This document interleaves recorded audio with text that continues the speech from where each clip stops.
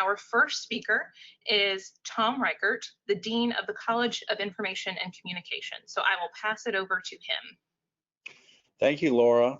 I want to welcome everyone to the December 2020 virtual graduation ceremony for the School of Information Science. We refuse to let a pandemic keep us from recognizing the most well-prepared graduating class in this program's 50-year history. I certainly want to thank our Student Services Committee and Laura Thorpe especially for their diligence coordinating today's event. I'm very humbled and honored to be the Dean of the college that houses this nationally ranked school. It has a superb faculty and a dedicated support team that strive to educate and inspire students to make a difference in the lives of children, adults, and citizens of all ages to get the information they need, to be able to evaluate that information, and to use it to make good decisions for themselves and their communities. The school is also passionate about literacy and inspiring a love for reading. Now, few do that better than today's guest speaker, and it's my pleasure today to introduce Nan Davis, a 2013 alumna of this school, who is making a difference among the youngest and most impressionable among us. Nan earned the distinction of Teacher of the Year at Lake Murray Elementary School, where she serves as a library teacher to over 800 students ranging from preschool to 5th grade. Before earning her MLIS, Nan received her undergraduate degree from Columbia College in elementary and early childhood education. She served as an early elementary classroom teacher and transitioned to an elementary STEM educator before becoming the school librarian at Lake Murray Elementary. When Nan is not inspiring those 800 students to love reading at her school, she's doing so among her own 5 children. Nan, we're so proud of you, and we look forward to your inspiring words for today's graduating class. Welcome. Thank you so much. Hello, graduates. Welcome to your new world as you are transitioning into this next level of your career. My world is here in Lexington, South Carolina, and it's going very strong. To be recognized by my peers as Teacher of the Year in this crazy time has validated the work we all do as librarians. It is very humbling. I do, and I'm known to do a lot of wild and crazy things to ensure our library is the heart of our campus. And today, it is awesome to have the honor to share with you some of the tips and tricks for you to consider as you go forth in your new endeavors that have worked for me, even in the middle of a pandemic. First, connect. This is where everything begins. When I came into this position, I spent time getting to know my colleagues and my patrons. In a school setting, that meant investing the time and the attention in my teachers, students, and family. No matter your setting, where you'll end up, it is equally as important to connect with your colleagues as it is to get to know all of the patrons you serve. Make the effort, notice, try. If you only take one thing away from my message to you today, take this. Know the work of the people that is around you. Know what you do. And let them know what you have to offer. If you care about others and their goals and the work that they do, they will care about yours. With a shared sense of purpose, you can impact those around you efficiently, purposefully, and effectively. Serve, or as people know that I say often, it's not all about you. Yes, I know you're all rock stars today, and you have done this amazing thing. I remember very vividly this day for me in 2013, and you are all deserve a huge round of applause. Congratulations from me to you on a personal level. For me, where I'm at in my career, my success is only as real as the success of the over 100 colleagues in my building and the success of my now 827 students growing by the day. Serve those around you by readily offering up your expertise to help solve problems and gain knowledge. As you can see, serving only comes after connecting, so connect and then serve. Listen to those around you. Brainstorm together. Ask questions to gain insight. Look at what is in your circle of control. Look at what is your expertise and work hard to serve. This week, I asked those around me what, if they could wish 3 things for a coworker that they could have in a coworker, what would it be? And the reoccurring themes of honesty, hard work, and not surprisingly, laughter came up over and over again. I should mention that along with my "it's not all about you" fine print is the "don't take yourself too seriously." You have to be able to laugh with others, and you have got to be able to laugh at yourself. Yes, you're amazing. Continue to be inventive and take risks. Failures are inevitable, but simply turn those failures into opportunities, and I promise you will do better the next time. Always own up to your mistakes and grow from them. That honors yourself and the others around you. If you ever find yourself wondering which direction to go in, ask yourself, what will make the biggest positive impact on those that I serve? Put your time and energy there. Finally, and always, communicate. You are your own PR and advertising team rolled into one. The knowledge you literally have at your fingertips can change someone's life. It could transform lives and ultimately our world. Make sure those that you serve know how to access it. Show them, teach them, communicate again and again and inside and out. And most of all, with communication, it all starts with listening. Be a great listener to take in what's needed so you can respond to that. Communicate what you're passionate about. My students know which books and authors and resources I love. My colleagues and I have a staff book club in which we have conversations that are so rich. And by doing that, we are truly living the work that we're expecting of our students. I learned so much from my colleagues, and at an exponential rate. I feel like that's what's made me successful at what I'm doing now. So take these tips, connect, stay connected, serve and adjust your service as needed, and communicate in a variety of ways. That's ultimately what's worked for our entire learning community here at Lake Murray, and I look forward to seeing the worlds that you will build as you share your knowledge and your talents and your expertise with others. Congratulations, graduates. Thanks for having me today. So proud of y'all. Greetings all. My name is David Lankus. I'm a professor and director of the School of Information Science. Yeah, old habits die hard. And I'm so glad to be here, and I'm so glad that you're giving me an excuse to wear the robes and the funny hat, because you spend the money on the authentic wool and you wear it twice a year. So I don't care, pandemic or no, it was coming on. It may be pajamas underneath, but that's true even when I do this in-person stuff.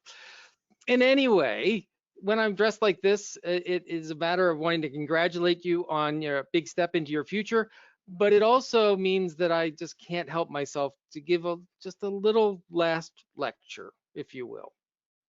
And what I want to talk about is the fact that we're seeing each other and we're doing this through Zoom, and hooding through Zoom was not a normal thing a year ago. And that's what I'd like to talk about. What is normal? Because like it or not, it's a question that will be at the center of your job for the next several years. In your classes, you have been taught skills to organize information, find information, to use information, and to help people find meaning in their lives, and for communities to make smarter decisions. All of those skills, however, are ultimately about creating normality. How the world organizes itself, the data it collects about its operation, and the choices it makes based on that data is what we come to see as normal. Things that we take as par for the course today, opinion polls, economic numbers, credit scores, are information creations over the past century. And we see that often, we see this now in sort of grim new normal numbers. Numbers such as positivity rates, mortality numbers, public acceptance of disinformation through polling data. This information can be used to enlighten, such as exposing the outsized effect of the pandemic on communities of color. How information is organized and disseminated can also be used to blind. Attacks on our very democracy masked as benign legal maneuvers. Make no mistake, what is and what will be normal is a choice. Not a choice as to what people expect or accept, but in what you do and advocate for.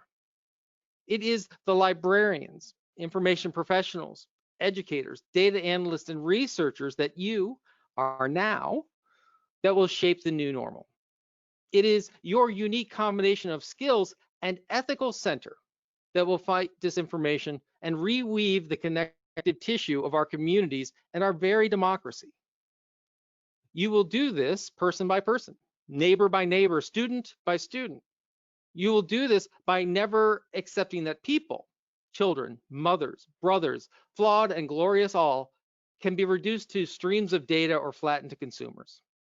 You will do this through difficult conversations in person and in print and in Zoom, conversations on race, on ideology, on the very nature of truth.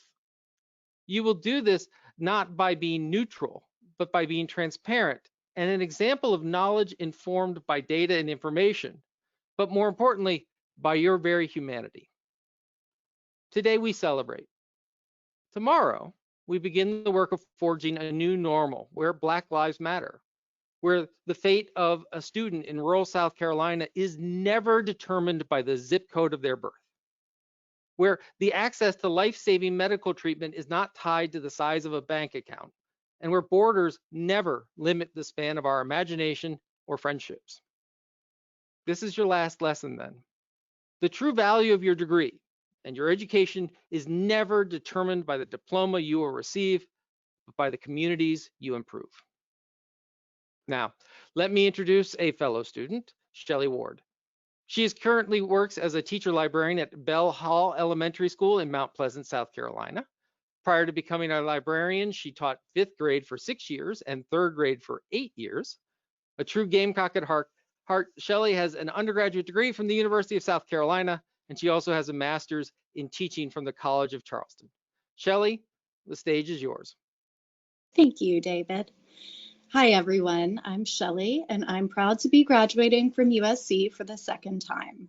So as Dr. Lankus said, I graduated from USC for the first time during the Lou Holtz years with a bachelor's degree in anthropology. What I lacked in direction, I made up for in curiosity. It was a very random major, but it fascinated me at the time, and it still does. So I'm not technically an anthropologist, but it definitely has shaded the lens through which I view the world. So bear with me as I go down this rabbit hole. One of the ideas I remember most from my undergrad years was Victor Turner's idea of communitas, the idea of people being bonded together and building community by going through a state of liminality together. So I know many of us have had similar experiences going through the process of becoming SLIS graduates, even though we've been separated physically. And now that we're all in this liminal state, at the end of this liminal state, I hope that you'll join me in a final attempt to build some communitas and to feel connected to one another. So we're going to play a quick game. I'm an elementary librarian, former elementary teacher, so I'm all about fun and games. So we're going to play a game that's called Put a Finger Down If. And if you're on TikTok, you'll probably know the game. So simply put 10 fingers up, and you'll put down a finger for each statement that describes you. And there's no judgment from me. These are based on my own personal experiences. All right, here we go. Put a finger down if you still have to sometimes look up how to write an APA citation. Put a finger down if you've ever played back a lecture video at twice the speed to get through it a little bit more quickly. Put a finger down if you've completed your classes despite having COVID or being in quarantine, or both. Put a finger down if you'll be happy to never hear the words discussion post again.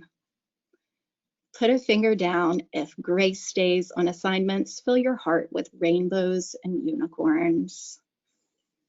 Put a finger down if you've had to be talked down from a ledge over graduate work, figuratively. Put a finger down if you're excited to finish your program so you'll have more time to actually read. Put a finger down if you've found a fellow librarian or even a tribe of librarians who you know you can rely on for advice and support as you launch into your new career. Put a finger down if you're guilty of skimming the contents of an article rather than diligently reading. And finally, put a finger down if your understanding of the librarian's role has been transformed through your coursework here at USC. So if all of your fingers are still up, I question if you actually completed the program. However, for those of you who have any fingers down, I welcome you to our community of Proud SLIS graduates, and I congratulate you. We all worked really hard, but there's still hard work ahead. We have an exciting charge to make librarianship more than just reading books. We're innovators, we're masters of information literacy, we're champions for diversity, and we're guardians of intellectual freedom. So I thank you for your time, and I thank all of the professors for making this such a rich and wonderful experience. And I thank you for the invitation to speak. This was such a surprise, so I'm glad I got to say something. So thank you, and that's it. Thank you so much, Shelly, and thank you to everyone who just spoke. I am so appreciative of everyone who participated in this to help make it special. And it's not over yet. We are now going to do the presentation of our fall 2020 graduates. We're going to play a little music while we do it to hopefully add a sense of occasion to this odd hooding ceremony that we're having to do this semester. So please enjoy as we congratulate every single one of our fall 2020 graduates.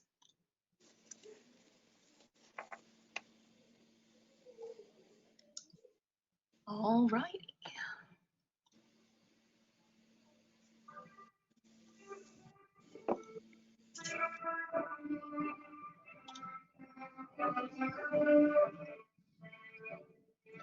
Rachel Marie Acosta. Mackenzie Anderson. Shannon Ashley.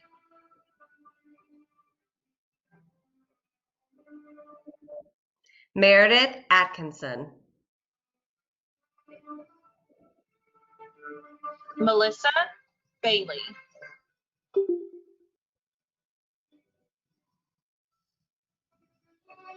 William Bailey Hamill. Eric Baker. Justin Barnett. Catherine Berry.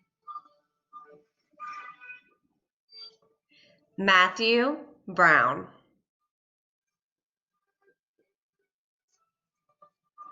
Alana L. Bubness. Hannah Champion. Brittany Cobb.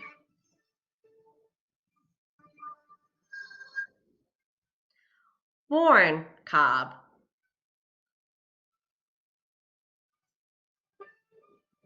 Logan Kastner Coughlin. Carson Daniel Cope. Mary Rhett Davidson. Sanait Deveba Kumsa. Dana Delvana. Jill Farr.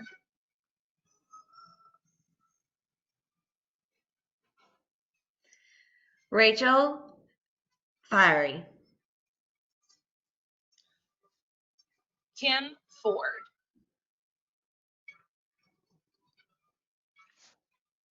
Ashley Gent. Kenita Hairston. Journey Hancock. Elena Kieran Hatchell. Deborah Henderson. Lisa Howard. Tyler Johnson.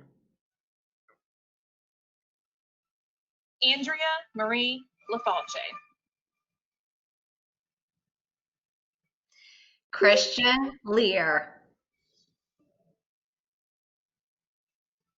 Martin Ladurl Enzyme.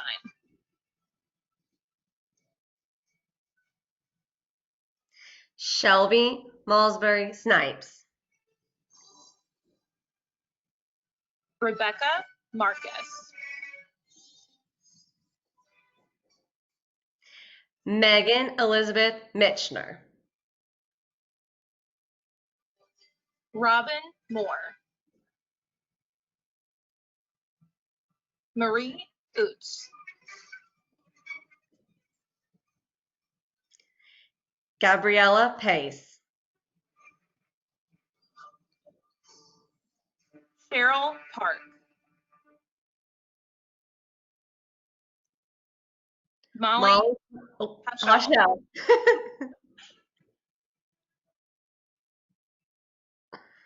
Jenny Richter.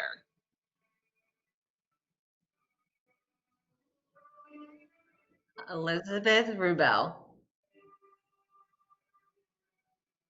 Laura Russell.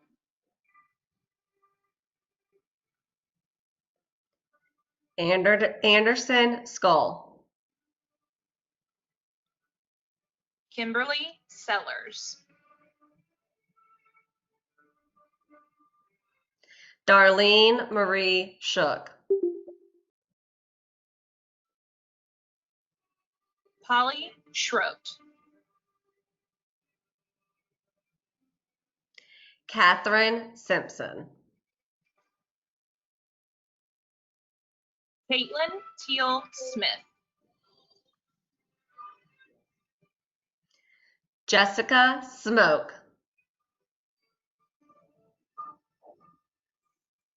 Mary Paul Staley. Justin Stahl. Audrey Neal Thompson.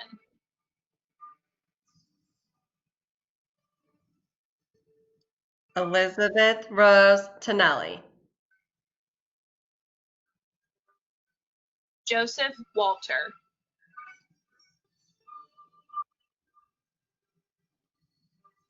Shelly Ward. Sandy Michelle Amon Williams.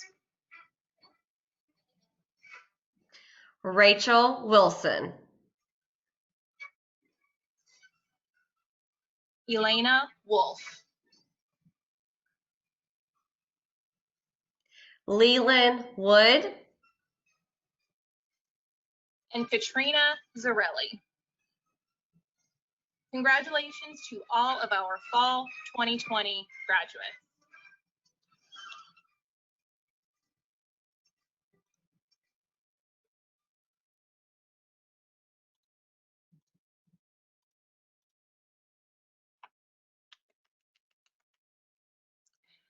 All right, everyone. I hope that was enjoyable for you. I hope the music wasn't too loud. If you would like to turn on your cameras and your mics, we can chat, we can share miseries, commiserations, memories, all of that stuff. You are welcome to stick around. I will keep the meeting open for a while. You're also welcome to have conversations in the chat, but I just really, really want to thank all of you for participating in this. I hope it made you feel special because you are special, and I hope it just cemented how proud we are of you guys, especially finishing this degree in this year with everything that we know you have going on. So I'm getting a little bit emotional, but we're just very, very proud of you guys, and you're absolute rock stars. Congratulations, everybody.